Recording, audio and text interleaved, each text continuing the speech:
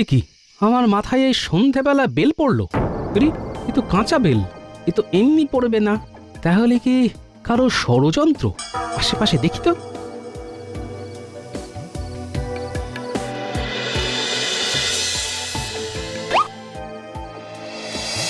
আরে, এ তো একজোড়া জুতো। তার মানে যে আমার মাথায় বেল ফেলেছে এটা তারই জুতো। বেটা জুতো খুঁজতে তো আসবেই, আজকে না আসুক কালকে আসবেই। যাই, গিন্নির কাছে গিয়ে মাথায় ঠান্ডা জল দিই।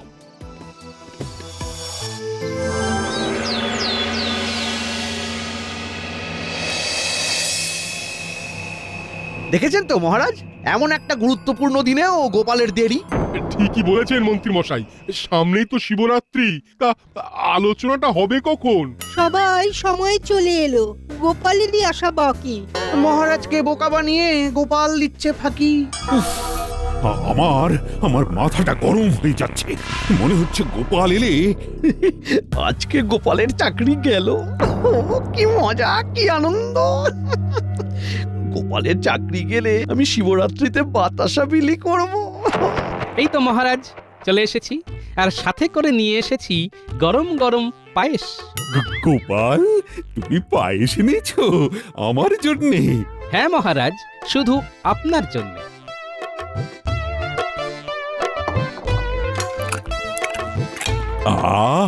কি অপূর্ব স্বাদ! এক চামচও যাবে না বাদ। কিন্তু মহারাজ, গোপাল যে দেরি করে এলো। ও ও সব হতেই পারে। আমার জন্য ওর গিন্নি নিশ্চয়ই পায়েস বানাচ্ছিল, তাই গোপালের দেরি হয়ে গেছে। কি তাই তো? হ্যাঁ মহারাজ, ঠিক তাই। আচ্ছা, আজকে যে শিবরাত্রি নিয়ে আলোচনা করার কথা, সেটা তাহলে শুরু করা যাক। হ্যাঁ মহারাজ, শুরু করুন। পুরো পায়েস দিয়ে বশ করে নিল মহারাজকে। আচ্ছা আচ্ছা, প্রথমে পায়েস দিয়ে শুরু করি। এবারে শিবরাত্রিতে মহাদেবের প্রসাদী পায়েসের দায়িত্ব তাহলে গোপালের গিন্নি নিক। বাহ, এ তো আমার পরম সৌভাগ্য মহারাজ। এ কি মহারাজ, আপনাকে গোপাল পায়েস খাওয়ালো বলে ওর বউ পায়েস বানানোর দায়িত্ব পেয়ে গেল? আর আমার বউ কি বানের জলে ভেসে এসেছে নাকি? আপনি তো চিরকালই মহারাজকে ঘোল খাইয়ে এসেছেন, তাই আপনি এক কাজ করতে পারেন। বাবার মাথায় জল ঢালতে আসা ভক্তদের আপনি ঘোল খাওয়াবেন। তুমি যা বুঝবে। যাই হোক, এবার পুজো সামলানোর সব দায়িত্ব গোপালের। গোপাল, তুমি বলো, তুমি তোমার দলের সঙ্গী হিসেবে কাদের নিতে চাও? মহারাজ, আমি এই কাজের জন্য যদি বেছে নিই কাউকে, তাহলে আমি সেনাপতি, সভাকবি আর বিজ্ঞানীকেই দলের সঙ্গী করে নেব। আর কাউকে নেবে না? না মহারাজ, আর কাউকে লাগবে না। ঠিক আছে, তাহলে তোমরা পুজোর সমস্ত কেনাকাটা করবে, দোকানে বায়না দেওয়া সব বুঝে শুনে করবে। কিন্তু তাহলে মহারাজ, আমি কি করব? তোমার তো দল ভারী, তুমি বরং এক কাজ করো, তোমার দলে সবাই মিলে ভাগে ভাগে আমাদের মন্দির পরিষ্কারের কাজে লেগে পড়ো। এ কি, মন্দিরের সামনে তো অনেক দিন ধরে অনেক আগাছাও জমে আছে। হ্যাঁ, বাইরে ভেতরে সব পরিষ্কার করবে। আর তো কদিন বাকি, পরের সপ্তাহেই পুজো। কাজে লেগে পড়ুন মন্ত্রী মশাই। তার উপরে আপনি আবার জনগণকে ঘোল খাওয়াবেন।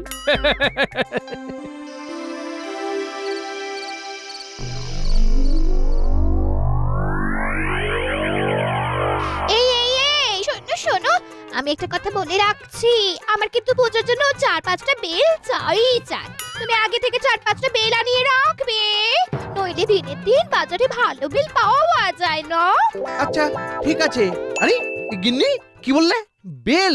হি, হি, উফ, তুমি তো আমার মাথায় বুদ্ধি খুলে দিয়েছো। উফ, কাজ হয়ে যাবে।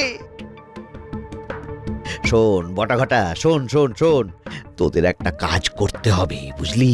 কি কাজ? সুযোগ বুঝে।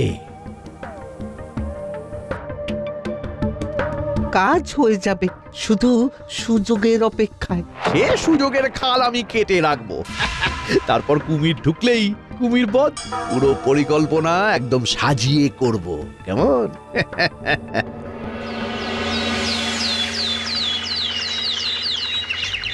শোনো, অনেক জিনিসপত্র আছে, তাই একদিনে সব কাজ হবে না। আমি দশকর্মার দোকানে যাব। আমি মুদিখানা। আমি চালের দোকানে যাব। আমি তাহলে ওই মিষ্টির দোকানে বলে দিয়ে আসি। হ্যাঁ চলো, যাত্রা শুরু হোক। জয় মহাদেব।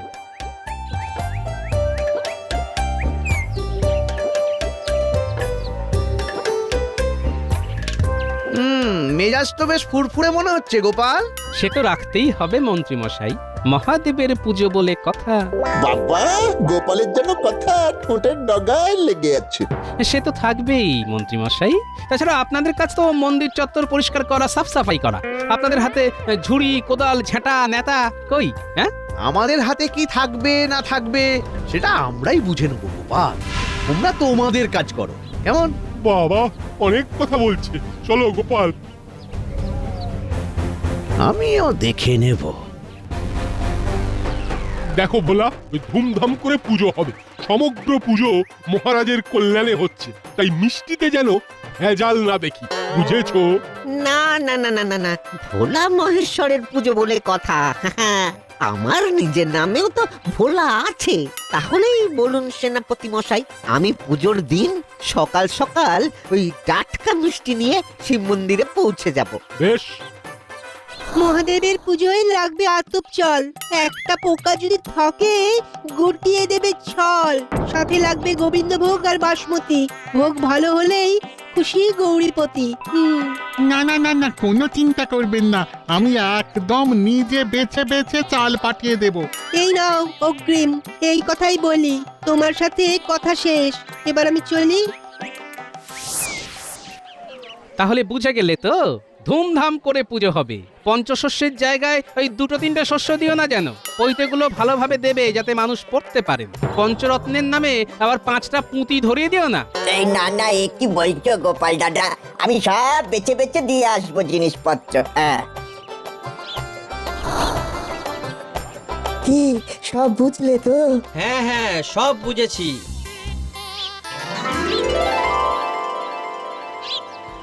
মহারাজ, আপাতত 4টে জায়গায় কাজ হয়েছে, এখন অনেক বাকি আছে। কালকে যদি কিছু অর্থের প্রয়োজন হয় তাহলে আপনার কাছ থেকে চেয়ে নেব। আমি তাহলে এখন আসি মহারাজ। আমরাও হ্যাঁ, আর- আসি। হ্যাঁ হ্যাঁ হ্যাঁ, এসো এসো এসো।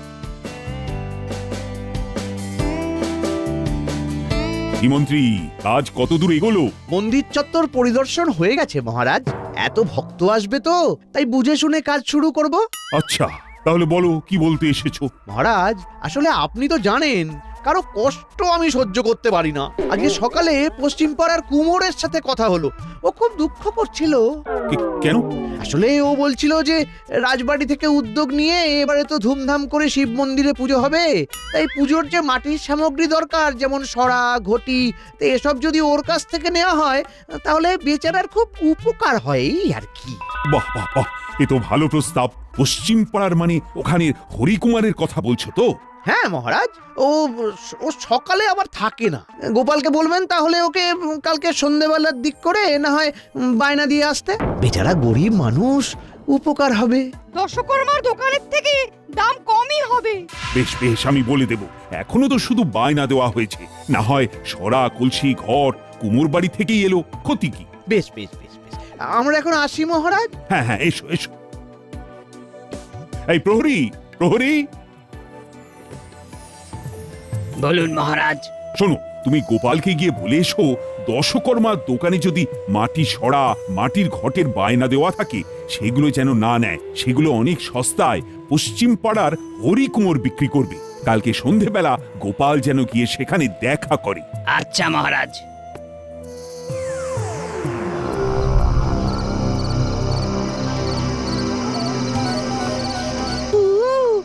আচ্ছা, ঘটা একবার কোকিল ডাকলো, তার মানে গোপাল আসছে। ওরে বাবা রে, ওহ,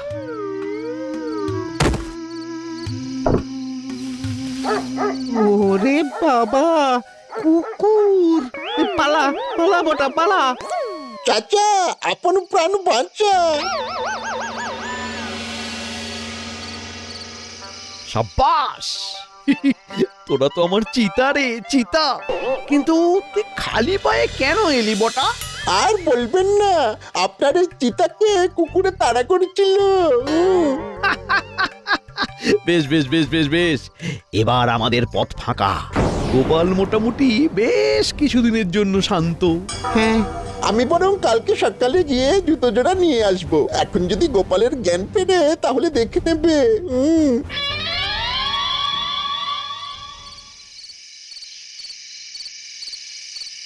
কি আমার মাথায় এই সন্ধেবেলা বেল পড়লো?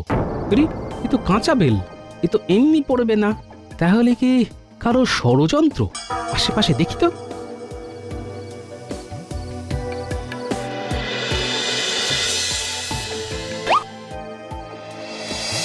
আরে, এ তো একজোড়া জুতো, তার মানে যে আমার মাথায় বেল ফেলেছে এটা তারই জুতো।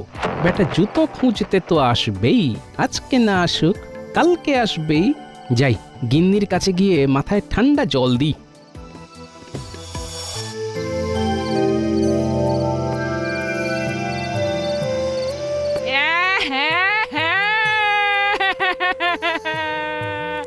আহা গিন্নি, কেঁদো না, আমার কিচ্ছু হয়নি। মাথাটা একটু ফুলেছে, খুব ব্যথা, আর কিছু না। কিন্তু তোমাকে একটা কাজ করতে হবে গিন্নি। কি কাজ? তোমাকে পুরো রাজ্যে রুটিয়ে দিতে হবে যে আমার মাথা কাজ করছে না, বুঝলে? আচ্ছা। তারপরে আমি বুঝে নেব। এখন আমাকে কিছু খাবার দাও তো, আমি বাচ্চাগুলোকে নিয়ে এখন থেকে গোয়েন্দাগিরি শুরু করব। দাদু, রাত তো মাঝরাত হয়ে গেল, কিন্তু জুতো নিতে এলো না। আসবে আসবে, শুধু অপেক্ষা করে যা, রাতে না এলেও ভোরে আসবে।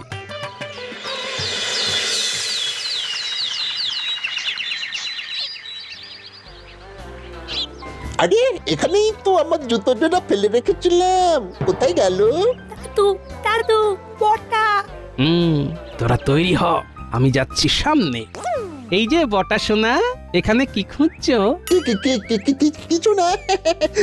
ভোরবেলায় এই গাছের গোড়ায় কি গুপ্তধন খুঁজছিস? সত্যি করে বল। তোমাকে বলতে যাব কেন? বলবি না? এই যে সেনাবাহিনী, তোমরা সবাই প্রস্তুত তো? একদম দাদু। দেখছিস তো আমার সেনাবাহিনী গুলতি নিয়ে তাক করে আছে, না বললে তোকে উড়িয়ে দেবে। আসলে আমার জুতো জুতো। এটাই কি তোর জুতো? হ্যাঁ, এই তো। তাহলে তুই আমার মাথায়? আমি নিজে থেকে করিনি, মন্ত্রী মশাই চক্রান্ত করেছিল তোমাকে মারার জন্য, তাই। যাও সেনাপতি, একে গুম করে দাও। আমাকে মারবেন না। চল চল বলছি, চল বেটা চল। দোষ করলে সবাই, আর শাস্তি পাচ্ছি আমি। সবাই শাস্তি পাবে। আমি তাহলে একে রেখে আবার আসছি। হ্যাঁ, সবাই লুকিয়ে পড়ো।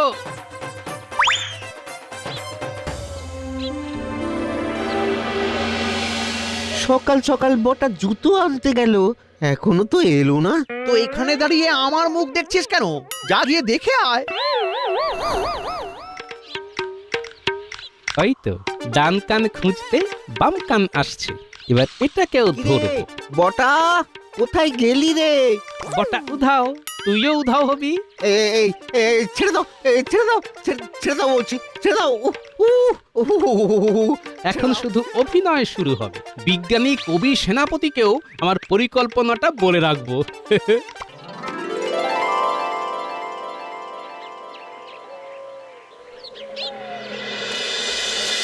দূর দূর দূর, বটা ঘটা একদম ফাঁকিবাজ হয়ে গেছে। সেই যে গেল, আর এলো না। যাই যাই যাই, ওদের বাড়ি গিয়ে দেখি।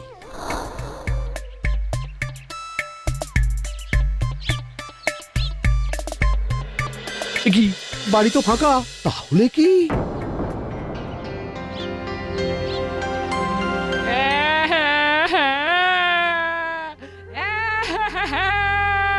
মহারাজ, আমার স্বামীর মাথার কাজ করছে না মহারাজ। কালকে ওর মাথায় বেল পড়ার পর থেকে ঠিকভাবে কথা বলছে না, উল্টো পাল্টা বলছে। সে কি? বেল পাকলে গোপালের কি? এই সেরেছে। ও গোপাল, তোমার এ কি হলো? বেল পাকলে গোপালের কি? মহারাজ, গোপাল তো ভারসাম্য হারিয়ে ফেলেছে বলে মনে হচ্ছে, ওর বিশ্রাম চাই। ও মহারাজ, এই অবস্থায় আমরা আর কাজ করতে পারবো না। গোপাল দায়িত্ব নিয়েছিল, তাই ছিলাম। তাতে কোনো চিন্তা নেই। তুমি এখন এসো গোপাল বউ, আমি দেখছি কি করা যায়। খাবে নাকি শরবত? ও বউ, বউ টুকি। গোপাল আর গোপাল নেই, উফ, এতদিনে রক্ষে। কি আর করা যাবে মন্ত্রী, তুমি বরং দায়িত্ব নাও, পুজো তো এগিয়ে এলো। ধন্যবাদ মহারাজ, ধন্যবাদ। আপনি আমাকে কিছু অর্থ দিয়ে রাখবেন। হ্যাঁ, আমি দেখবেন কেমন সাজিয়ে পুজো অনুষ্ঠিত করব। বেল পাকলে গোপালের কি? মন্ত্রী আসুন। আমায় ভালোবাসুন। এই ওই তো, আহা, তুমি একে নিয়ে যাও তো, এর বিশ্রাম দরকার।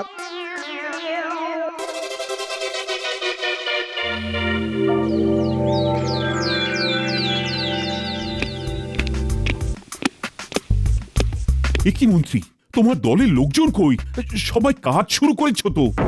আমি তো বুঝতে পারছি না কিছু মহারাজ। প্রহরী, প্রহরী,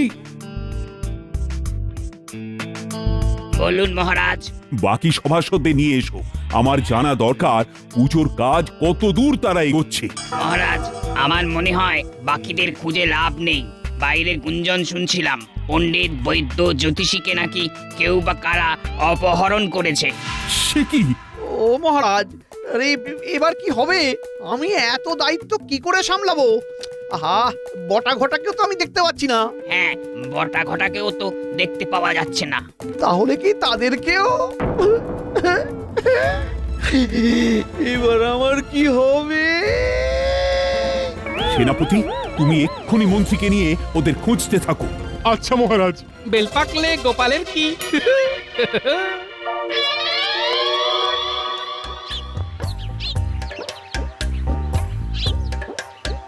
অনেক তো খুঁজলাম মন্ত্রী মশাই, কোথাও তো পেলাম না কাউকে।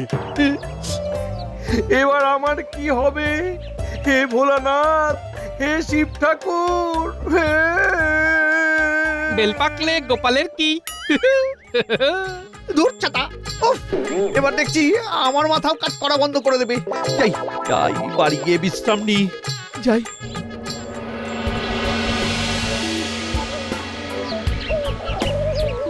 কি গিন্নি, কোথায় গেলে গিন্নি? গিন্নি সাড়া দিচ্ছে না কেন? তাহলে কি এবার আমার বউটাকেও তুলে নিয়ে গেল? এবার আমার কি হবে? হ্যাঁ, কি হবে? কি দেখি তো, কি লেখা দেখি। হ্যাঁ, তোর পাপের ঘোড়া পূর্ণ হয়েছে, সবাইকে আমি আমার কাছে টেনে নিয়েছি, এবার তোর পালা। যদি ভোলানাথের পুজোর সব কাজ নিজে হাতে আগামী কালের মধ্যে শেষ করিস, তাহলে তোর অপহরণ হবে না, ভবলীলা সাঙ্গ হবে। ওরে বাবা, ইতি ভগবানের সন্তান। ওরে ওরে, আমার কি হবে?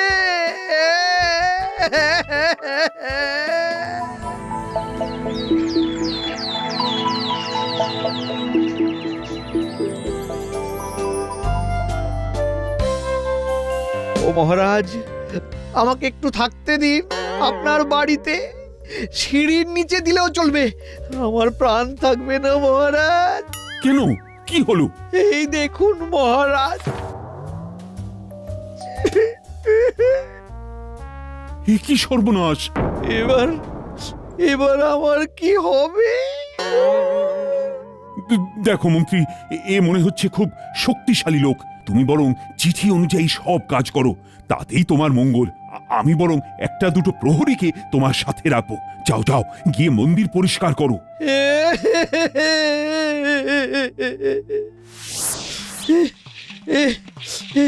হে মহাদেব, আমার পাপের ফল ভোগ করছি। হে, পাপের ফল মানে কি পাপ? না না, কিছু না, কিছু না। এবার মন্দিরের সামনেটা ভালো করে ভেজা কাপড় দিয়ে মুছে ফেলুন। করছি করছি। ওরে বাবারে, আরে তোমরাও তো একটু হাত লাগাতে পারো নাকি? ওটা তো আমাদের দায়িত্ব নয়, আপনাকেই করতে হবে, নইলে যে ভগবানের সন্তান আপনাকেও তুলে নেবে। বাহ বাহ বাহ, ভালোই হচ্ছে। এই তো মন্ত্রী, মন দিয়ে কাজ করছো। কিন্তু আমার যে সবাই চলে গেল মহারাজ, বউটাও চলে গেল। যাই হোক, এরপরে বাজারে যাবে, মন্দিরের সামনেটা যারা সাজাবে তাদের কাছে বায়না দিয়ে আসবে। খুচরো বা আরো কিছু জিনিস আনতে হবে, সেগুলো আনবে কিন্তু। এই নাও ফর্দ। ওরে বাবা, এবার আমি মরে যাবো।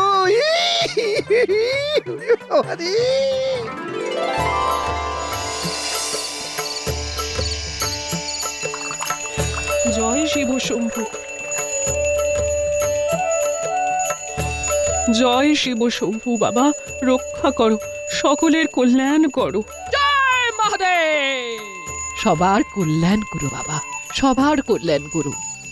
আজকে সবার বউ মেয়ে উহ, বাবার মাথায় জল ঢালছে, শুধু আমার গিন্নি এলো না গো।